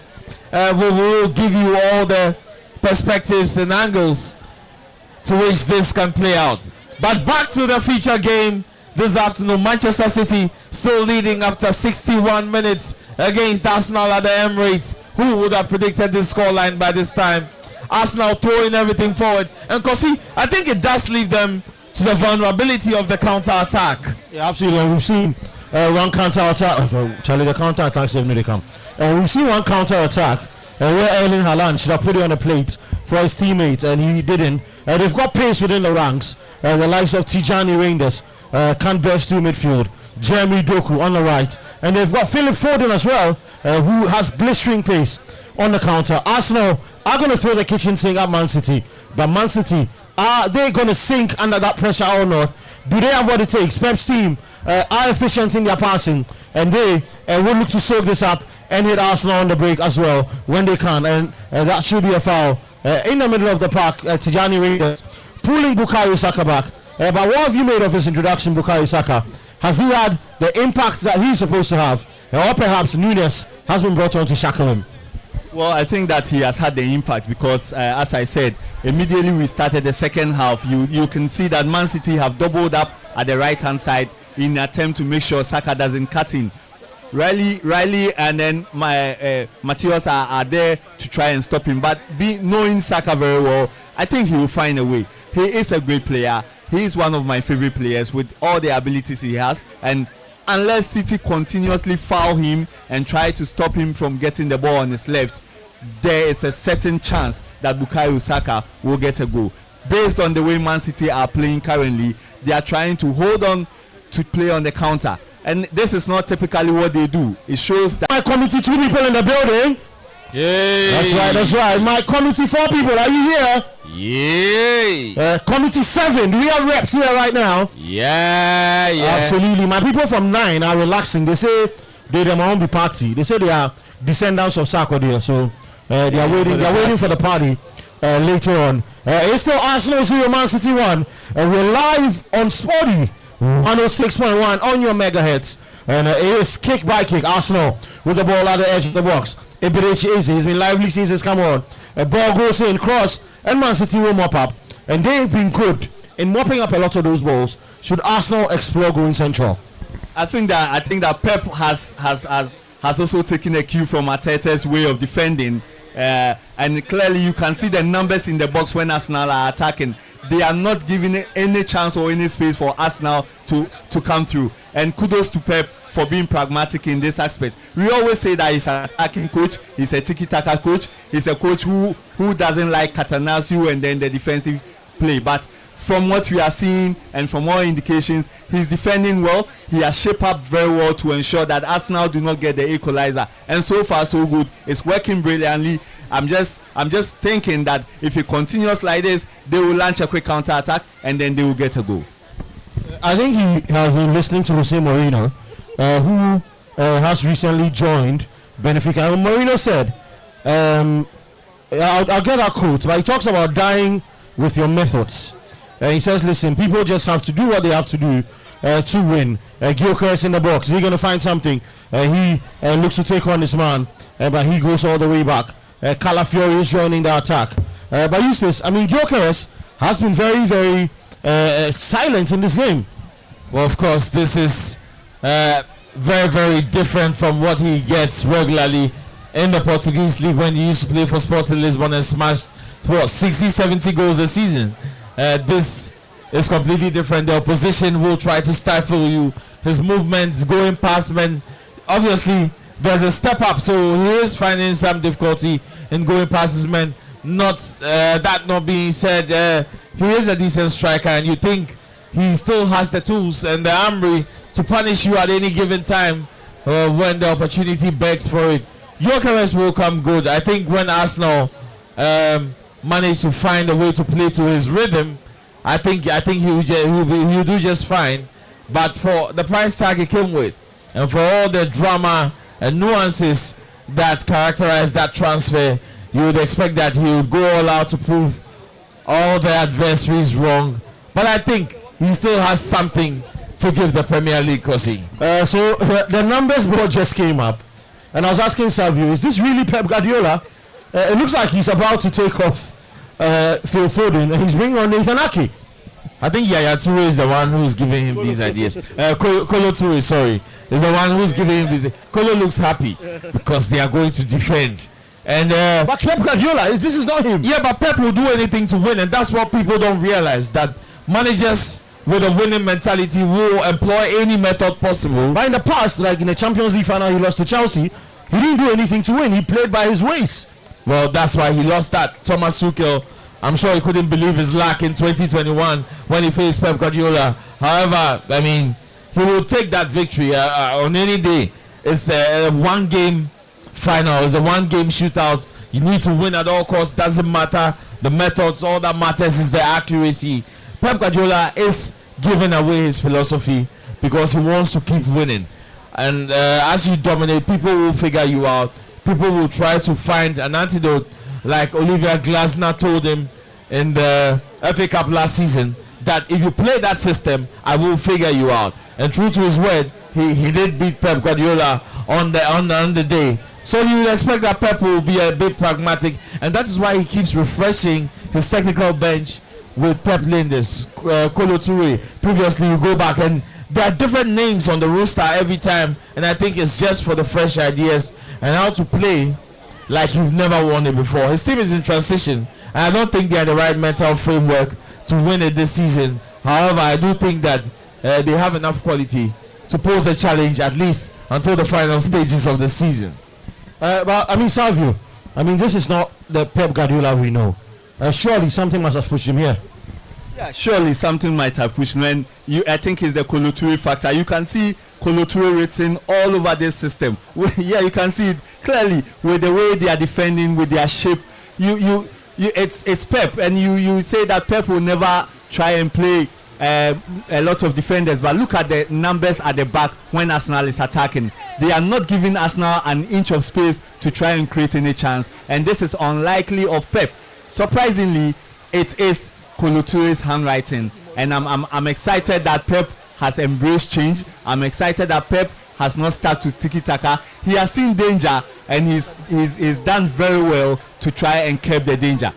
And you can see that Arteta is even confused. He's looking at the next line of action because he wasn't expecting Pep to do this to him. I think that Arteta is the one who is normally doing this kind of setup. Pep has beaten him to his game today, and I'm hoping that Arsenal should get the equalizer, or it will be a good day for Pep, and then we will say kudos to him. Absolutely. So Pep Guardiola employing the dark arts, what may be an Arrigo Sacchi, or perhaps a Jose Mourinho, or perhaps a Carlo Ancelotti would have done. Use your advantage to your advantage, make the most of it. But on Nathan Ake, who started his career at Chelsea as a defensive midfielder, but can play as a left back and a centre back. But what kind of tactics is he playing now? Is he going to play three at the back, Eustace? Well, I think it looks like that. It looks like he's going to go three at the back. Try to put some width in the game. A little bit of quick passing in the center of the pitch and try to get a goal. But Arsenal really have to throw everything forward. They have 20 minutes to salvage a goal and probably a point. If they do get the equalizer early enough, it gives them an opportunity to fight for all 3 points. And I do think that should be a foul all day long. Erling Haaland, that is cynical, probably a yellow card even. But I do think that this Arsenal team have what it takes. Pep is inviting them, literally begging them to have a go at him. And with Bukayo Saka on the field, with all their top men, and the way Man City are virtually in a 5-back system, I do think that Arsenal will find that goal. As to whether it will be early enough for them to win all 3 points, we would have to give time to see how that is going to happen. So Arsenal on the attack, ball on the edge of the Man City box. Inter pass in Chiese. Can he find that pinhole pass? He goes all the way to the left, but that ball won't get to his destination. And Arsenal are passing to death. But should they employ something new? This passing to death wing play is not working. Should they look to play central, take more shots outside the box? Well, I think that as you said, maybe taking shots outside the box. But again, I must say that if you have Donnarumma in post and you are taking shots from 25 yards, 30 yards, it may prove futile. I'm of the view that they should keep playing the way they play, because it seems Man City are also in their mind they are looking at defending till the end of the game. So Arsenal should just maintain their composure. They should just keep the ball, try as much as possible to find pinhole passes, try as much as possible to hit the ball behind the defenders, so that players like Saka can latch on and then get to Gyökeres. And they should also try and hit more at the top, because Gyökeres is good at heading the ball, and I'm just hoping that they will find a way. As an Arsenal fan, I'm hoping they will find a way. So God will make a way where there seems to be no way for the Gunners right here on their own home patch. That's what it looks like now, because Gyökeres has been completely anonymous in this particular one. But Arsenal will play from the back. Man City more compact than we're used to seeing them. Ball at the back for Arsenal. But do Arsenal need that creative spark in the middle? Somebody that can find those passes. So ball goes forward. And Man City will clear that all day.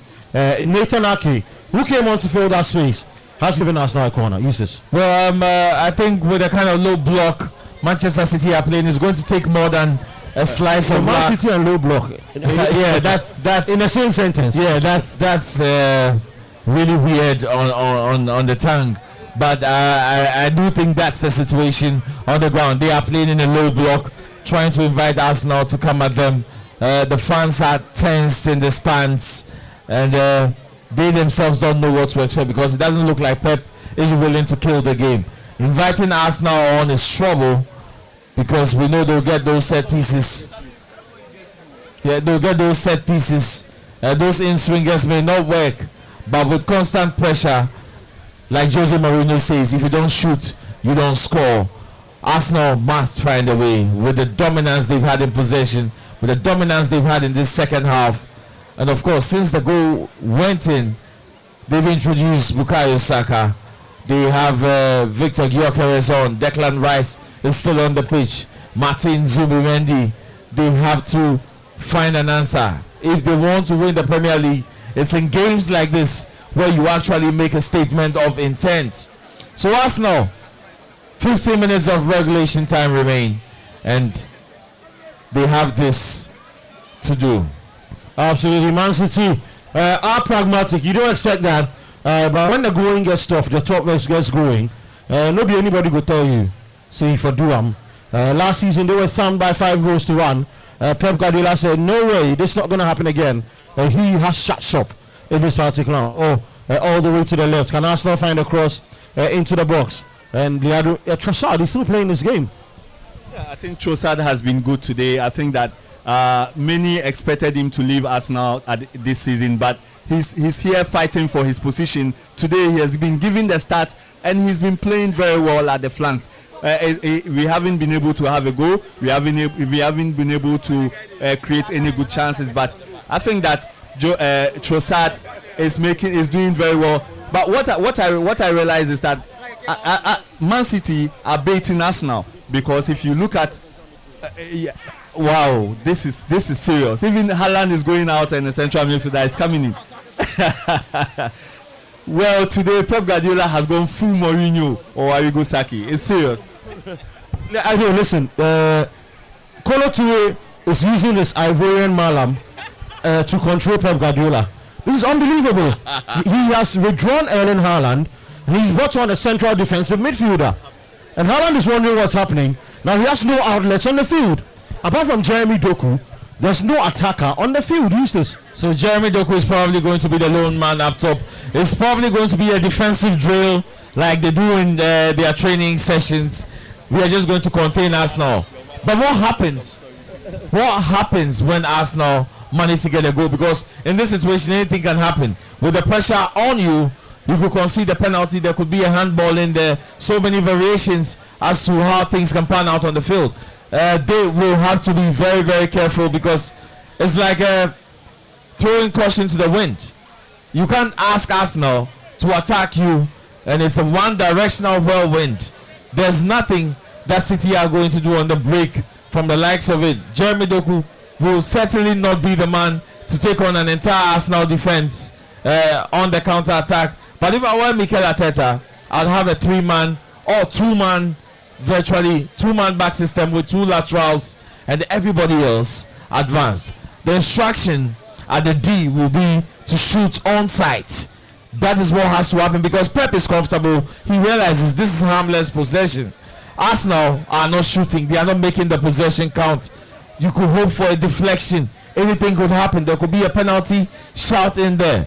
Once it's outside the box, I think Arsenal are punching at nothing. Talking about Malams, Safi has a very interesting story.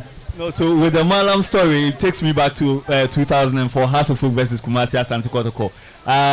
They said that the Kotoko coach, the Hasselhoff player said they took him to a Malam, and that is why he changed Charles Taylor.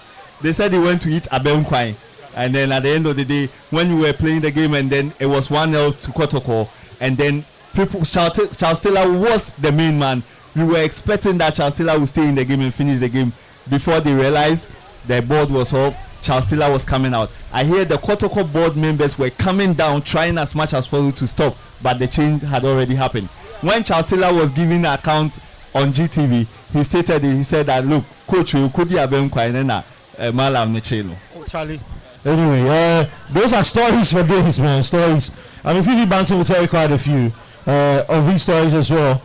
In the Ghana Premier League game, I think yesterday, I think it was the Young Apostles over United game. They played almost 15 minutes of that game with 10 men each because of ways and means. Eustace, 2025. Did they voluntarily let one player leave the field? Yes, they started with 10 men each for almost 15 minutes. That happened in the first half of the game. In the first half of the game. So when did the 11th player come on? After 15 minutes. Because of ways and means. Ways and means, Eustace. Really? I mean, at this level, we are still running our game like this. But yeah, it happened. Wow. I think it's part of the African game that will never go away. My biggest question is that why doesn't ways and means get us results when we get to the World Cup?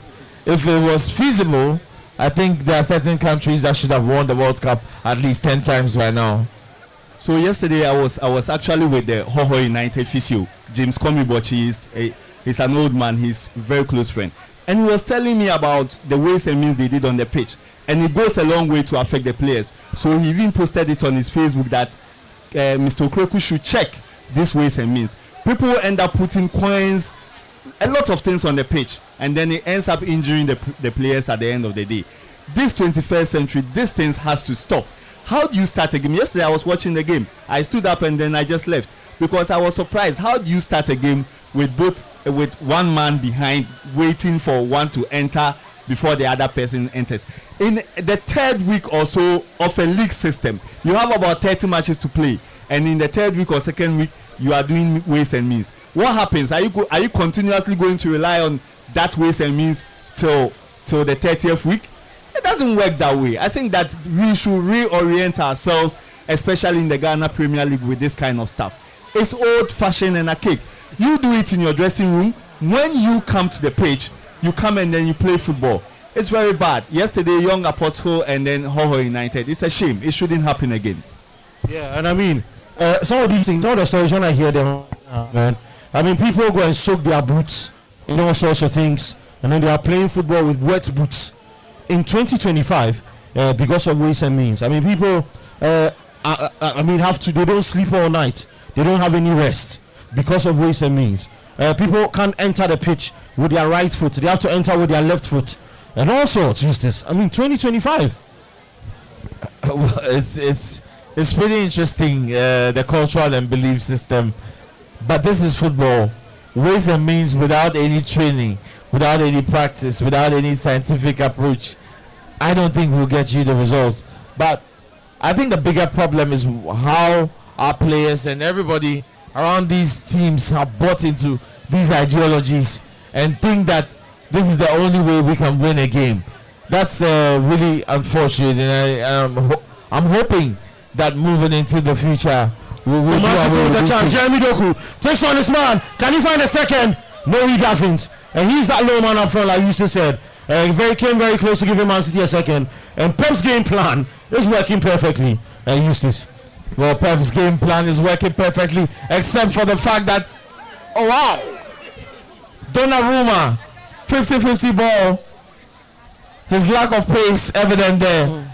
The part about Pep's plan not working is the fact that Jeremy Doku will need 14 chances before converting one. He's not going to get 14 chances. One-on-one, a few moments of vulnerability for Arsenal, but you have to make them count. That's what's most important. Maybe they are not employing ways and means.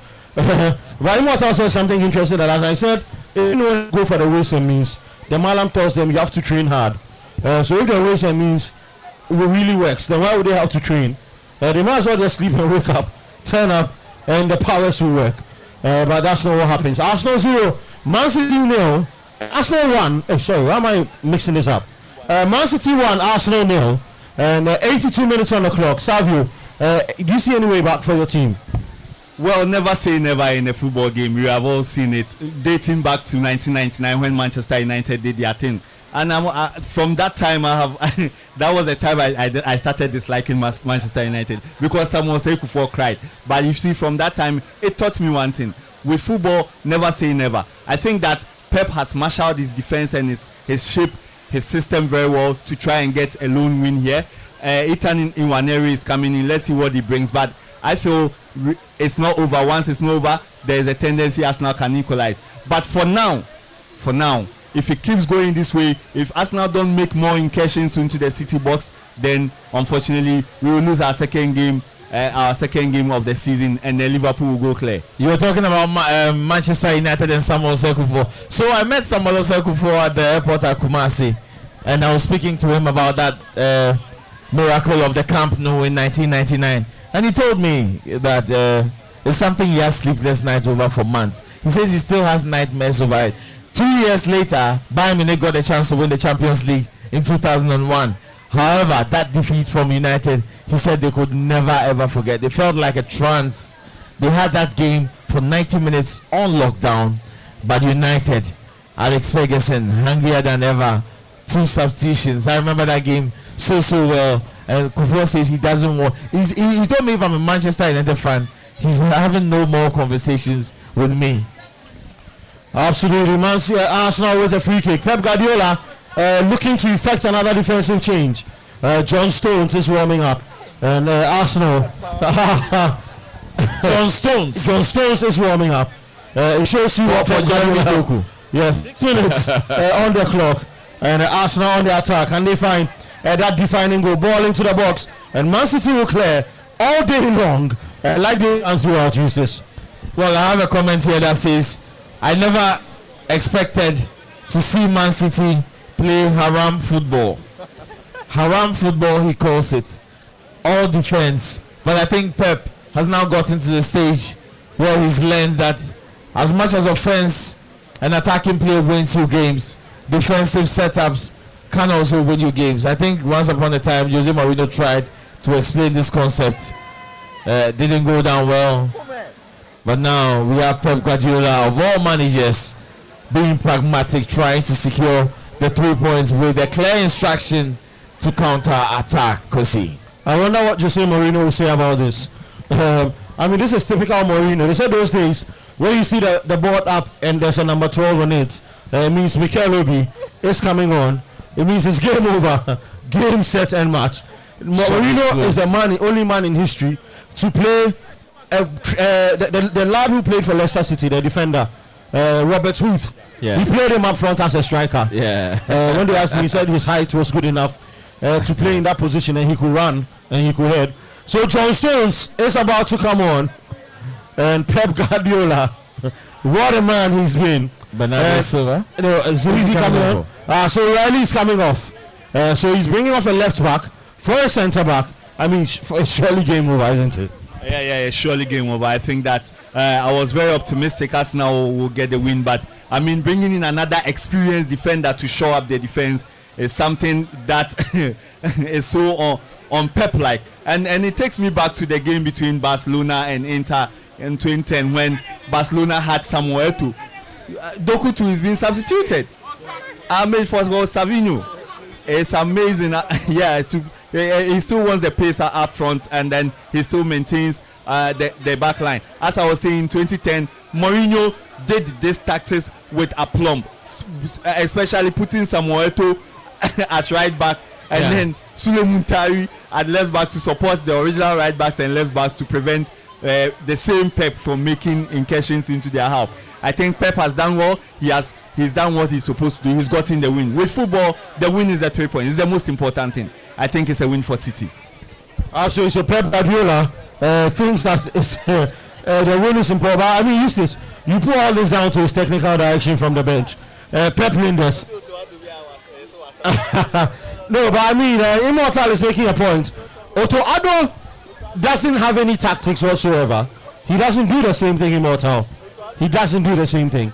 We are still live on Sporty FM. Immortal is making gestures. I do not know what he's saying. Immortal, kindly grab yourself a beer and take it easy. and relax. 87 minutes on the clock. Arsenal fans, are you optimistic about this one? Oh, Arsenal fans. They've died. Pep Guardiola has shut shop. But Eustace, how do you see this game withering away? Well, if it ends, we'll call it a tactical masterclass from Pep Guardiola. I mean, to vary your tactics and do this against Arsenal of all teams. This is something that Mikel Arteta would rather have done on any day, any other manager leading 1-0. But he got the goal early. They grabbed the advantage and they made sure they have made it count. 88 minutes. I thought we were going to see a couple more goals, especially in the second half.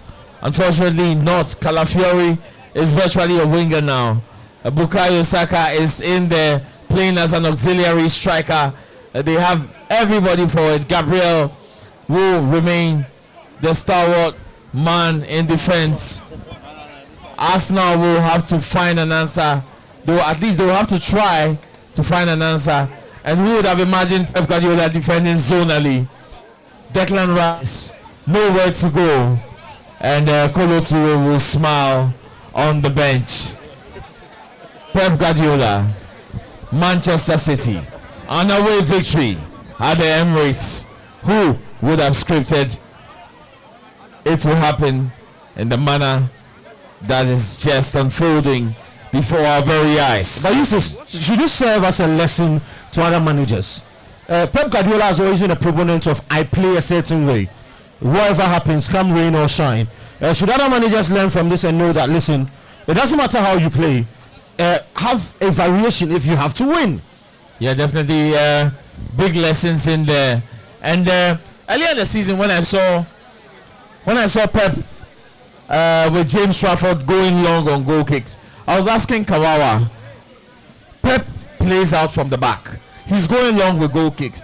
Are all coaches who are emulating him suddenly going to switch and start going long? Because he's dictated the tempo of the game for the last decade virtually. And he's now given another lesson that simply says that you have to be pragmatic, work with the tools you have. The players he has at this point are not like the players that won him the treble 3 years ago in 2022. He has men who can get him a decent result, and he's pushing exactly for that. I think Arteta will be happy with a draw. He'll be happy just to get a sniff at goal. But for all the possession Arsenal have had, because how many shots have they had on target? Absolutely none. Gyökeres has been a passenger. That's why I asked Savio earlier that should they have switched to playing centrally? Well, I feel they couldn't play central at this moment because anyway everywhere is blocked. Look at the setup. Whether you go centrally or you go through the wings, it's blocked. So you just need to play to your strength. Arsenal's strength normally has been to the wings where maybe you have Martinelli running at defenders or Saka cutting trying to get a goal. If you go centrally, there's nothing that proves that you score. And in any case, in the first half, you remember that, as I said, we had 3 flat-footed midfielders who didn't really have any skill. They brought in Eze and he hasn't made much of an impact. So I think that they should still attack. Even you can see Declan Rice has come to the wing. They've seen that if they go central, it's not going to work for them because Rodri is there, he might cut them out. They did their best. I think City, credit to Pep Guardiola, credit to Kolo Toure, credit to the Man City bench for the masterclass they've put in today. And I'm just hoping that as an Arsenal fan, something will come up. But as I said, for me, in my mind, it's game over. So it is game over. According to Savio, but Arsenal have 5 minutes within which to find something. 92 minutes on the clock, 5 minutes more of added time. Can Arsenal find one? Ball goes forward, fantastic shot, and Arsenal have gotten the equalizer. Absolutely fantastic goal from the man who did it in midweek, Gabriel Martinelli. What a goal! And like I said, playing centrally, look at them the goal, and that's what's happened. Well, you are a prophet. You said that playing central and then one central ball to Martinelli and then he's gotten the goal. Martinelli, I think he has come of age. I think now he has realized that there are a lot of competitions. So when he comes in as a substitute or when he's a starter, he should be able to make an impact. He had a long ball and normally Martinelli will be running with the ball. He didn't do any Kamaldeen. He didn't do any Doku. What he did was then placed the ball beautifully at the back of the net. No chance for Donnarumma. Beautiful goal from Arsenal. Absolutely beautiful goal. The Arsenal fans are ecstatic. The Gunners finally have their breakthrough. A great run from Martinelli, a player who started his career as a striker.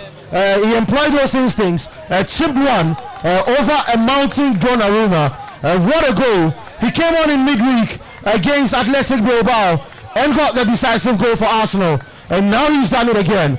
It comes crashing down for Pep Guardiola like a pack of cards for something that seemed like a tactical masterclass. It has collapsed, Eustace. Has collapsed, and that was the problem with it, because when you decide to go defensive, you always have to have the outlet for a counter attack, and that was non-existent because you could clearly see that all attacking players were withdrawn. Arsenal, I think, on the balance of play, actually deserve this equalizer. We still have time. 3-4 minutes is enough to get a winner. We've seen stranger things happen in football, and Arsenal for the win. I think the crowd at the Emirates will be ecstatic. Robbie and the guys on AFTV will be absolutely delighted, and their voices come up around the stadium. Will Man City diversify their tactics? Will they move forward? Will Arsenal go for the kill? Because it hangs in the balance as of now. 3 points are there for the taking in a matter of 3 minutes, Kosi. Absolutely. Arsenal have it all to do now.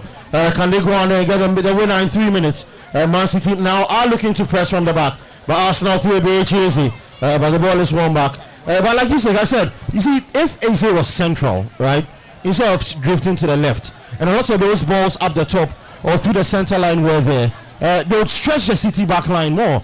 A lot of the wing play didn't work, and Arsenal have discovered it. Let's see if they learn from it. 3 minutes on the clock. Ball to the right side. Bernardo Silva looks to take his man on. He does that brilliantly. Goes all the way back to his defender. Back to Bernardo Silva. He swivels past his man. Man City will look to get that goal. And Pep Guardiola is calling for a free kick, and he's going to get one. But Man City, I mean, it's a draw creditable. And who benefits more from it, Eustace? I think this will feel like 2 points dropped for Manchester City, and 1 point gained for Arsenal on the balance of play.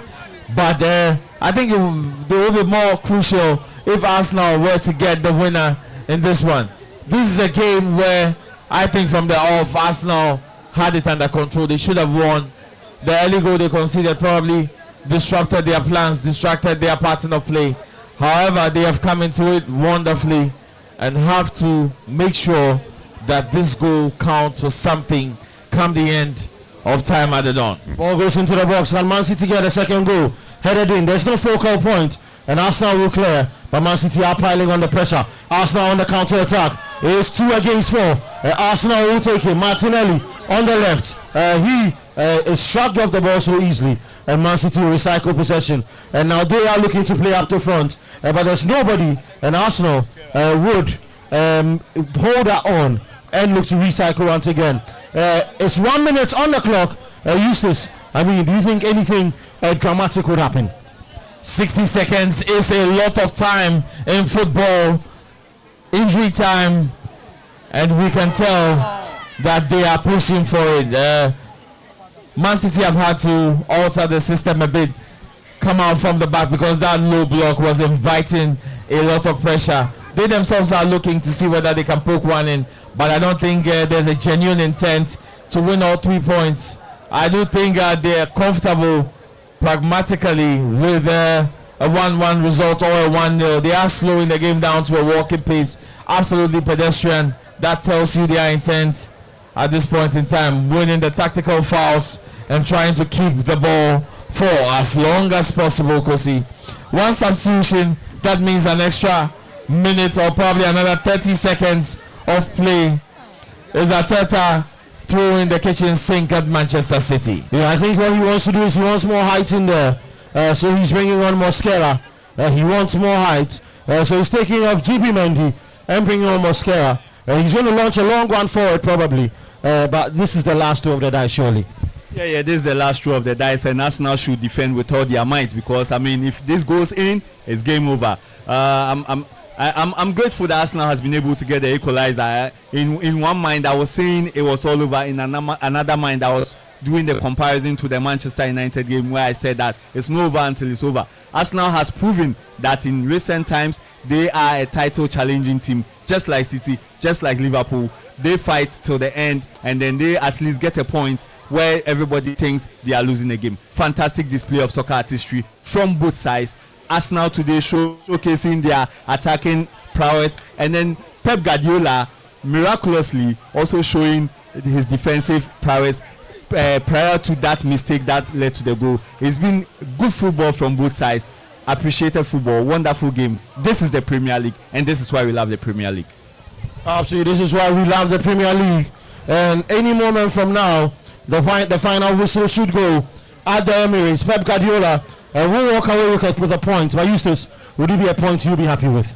I think Pep will be very, very happy with a point. His intention has been clear from the 70th minute. Defend this goal, defend this away points probably. It was 3 points at the time. He however succumbed to that Arsenal goal. And I think on paper this was a game they would have marked as a draw if they were looking at their KPIs for the season. However, Arsenal, good fight back, a true test of character. And I do think, in all fairness, that the game is done. Absolutely, so the game is done. It's Arsenal 1, Man City 1. Courtney Perry is going to join us shortly.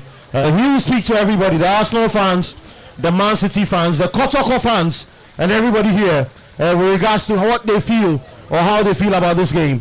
So over to you, MC Courtney Perry. All right. It's been a wonderful exchange. I want to go to the Arsenal fans because some of them were very skeptical. Hello, sir. Yeah. Are you satisfied with the draw? No, not at all. But you take that anyways. Yeah, well, it's so good. What do you look forward to in the Champions League and in the league as well? I hope we get to win a major trophy, because I don't think we'll win the league. Because what are you not impressed with? The coaches formation is no. You are still not impressed with Arteta. Yeah. He shouldn't have started Merino at the first place. It should have been Eze. Because you said that Eze gave the assist. Charlie, Arteta is not cut for the job. The last time I checked a license A course, a coaching course, it was $4,000. I think you should go for a license A coaching course. At this point, you're tactical. All right, sir. You had expectations. Were your expectations met? I think a draw is better than a defeat at home, especially at home. And we also today that Pep Guardiola came all out to defend. People accuse Arteta of playing hard football, but today we saw proper Al Qaeda football from Pep Guardiola. That goes on to show that he respected Arteta because he knows the caliber of a coach Arteta is. But away from the game itself, I think Arteta should have started the game well. We came out. He should be very confident enough to start with his best 11. I don't think we started the game with our best 11, but as he would say, we had our finishers in the game who came on in the second half and we had a draw. So all in all, I'll take 1 point. Yeah. All right. So all in all, the Arsenal points are conceded with 1 point. Hello, sir. You had a lot of expectations. I saw you looking on in this. Yenkachi. Allow. They say I see we are Akwaba Obake Wezo. We allow. Everything is allowed. What's up? All right. So it looks like the Arsenal fans are okay with the draw. They nearly lost the game. Let me go to Adwa Penyin. She had expectations as well. Hello, Adwa. Hi. Were your expectations met? No, I wanted us to win this game. It was a winnable game. We had the people. How do you start? You mean you have the men? Yeah, we had the men. Arteta, why do you start Merino? What has Merino? How is it that now Arsenal fans are having issues with Merino? The Merino that you guys used last season as your striker, like all of a sudden he's a prodigal son to you guys. Hey, Charlie, football fans, move kind of crow. Hey yo. This same Merino you guys defended and said you didn't need a striker. He got you all the goals. He scored 4 goals in what? In 2 national appearances last week. And you are saying the same Merino shouldn't be in your team. I'm not saying that. We have a striker now. So you should fix Jokeres regardless. Yes, he's good. So I think his boys should play how to suit Joe Carres. He didn't do the preseason. I think that's what is bothering him. But we should have won this game at Emirates. Now we have defenders. You can't even pass a goal, and that goal was a fluke. You are saying that the Man City goal was a fluke again? It was. No, so I don't understand. How is a counter attack a fluke? Like I've watched football for as long as I have lived. I don't understand how a counter attack that started in the opponent's half all the way into your half is a fluke. How does that become a fluke? It was. Please, Martinelli, I'm sorry. So now you are apologizing to Martinelli because last season I was on all the road shows, all the viewing parties with you, and you are one of the biggest critics of Martinelli. But today, here in Tema, you are saying sorry to Gabriel Martinelli. Martinelli, I'm sorry. It seems you are doing. Yeah, competition is good. Like compete. Oh. So the competition is what is bringing Martinelli's real prowess out, right? Now we have the boys. So then. The second you are performing badly, we'll take it. So like I said, take 2 girls or take 2 boys. Don't settle for 1. Settle for 2. They'll compete amongst each other. All right. Still taking thoughts. This is still the Tema Food Festival, and Sporty FM 106.1 is loud and active. You know how it goes down. Please, if you enjoyed the I am seeing more us now. Hey, we the press, baby. Hey, I didn't know you were national fan, say. Yeah. Mention your name so that everybody will know who you are. Well, the name stay the same, it don't change. They call me Natufor Boateng the third. I'm a third-born son of a third-born son, but you can call me the rave master, you know what I'm saying? Now Natufor is loud and active. We're in Tema, and Natufor is loud and active. Arsenal drew against Man City. Natufor, I see you copying an Arsenal jersey. Are you just a lover of the jersey or you're a lover of the team? Come on, you Gunners! I can't believe we are celebrating an Arsenal draw against Man City that took place at the Emirates. It's not necessarily a celebration, you know. It's rather unfortunate we had to draw with a weak team. City, as it stands now, doesn't have a strong team, but they've got a strong mindset and they've got a back end of a talisman in the person of Pep Guardiola. But of course, the Ivorian man has done his magic again. You see, City set out to defend. They were fortunate to get an early goal, and then they kept it throughout. They held their fort, packed the bus, and then they held us to a 1-1 draw. Rather unfortunate, because we've all seen the quality of game Arsenal put forward. I mean, you can name it. From the boys on the pitch to the technical bench. It was a beautiful game of football. Rather unfortunate we have to make do with 1 point. It should have been 3 points for Arsenal, but hey, yeah, we'll take it like that. We'll count our losses and then we'll move forward. For us, the bystanders, we are definitely glad with a 1-1 draw. Teams like Manchester United, Chelsea will definitely enjoy a 1-1 draw. I see MC Hollywood in the back. Hey, this is Tema. This is Sporty FM 106.1. We are your voice or sport. And definitely, I would have to hand over to the one and only 360. And we say big shout outs to Sporty for coming on board. This is when we pray for more fruitful relationship like this, and we are saying that let's expect something nice December. Let's watch this space, and I think that we're going to have a nice collabo with Sporty again. Big shout outs to Havila, big shout outs to our sponsors La Bianca, big shout outs to Didi Shit-Up, big shout outs to all the vendors who came through to bless this program. We say God bless you, and big shout outs to one person Adjoa Mary Penny. God bless you. Big shouts going out to you, Adjoa Mary Penny. But I have to give big shouts to you as well, MC360. I've been watching you from afar. We've been following the game. We're in the same MCing game, the Hype Man game. And regardless of what we do, I see what you do in production. I see you bringing events together, and you have shown us the reason why they say this is Tema. Thank you very much, sir. Thank you very much, ladies and gentlemen. Are you ready for some action right now? If you're ready, let me hear you shout, yeah, yo! All right, so